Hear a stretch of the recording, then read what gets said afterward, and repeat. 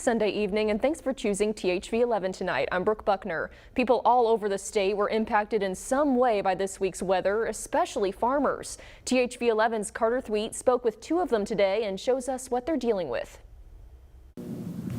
It's all under. What you're looking at now isn't a lake, it's Chris Schaefer's rice fields in Faulkner County, completely underwater. He says he went to check his other operation north of Conway Sunday morning, and it was even worse. It was a solid lake from one end to the other, but we'd moved equipment to high ground and hadn't planted a crop out there yet, so we're still in the game. That sentiment echoed by Joe Thrash, another Faulkner County farmer. The fields where his cows graze were partially covered by floodwaters, which is why moving the cows to higher ground was top priority before the storm. That's part of what we do for our livestock before our crops and stuff. You know, we just we try to avoid anything that we can foresee a problem with as far as planting and stuff. We kind of just quit planting when we see a big heavy rains like this coming on. Both Thrash and Schaefer say other than all the preparations they had to make, this storm didn't set them back too much, mostly because they've still got some time before they absolutely have to plant. We still got a lot of time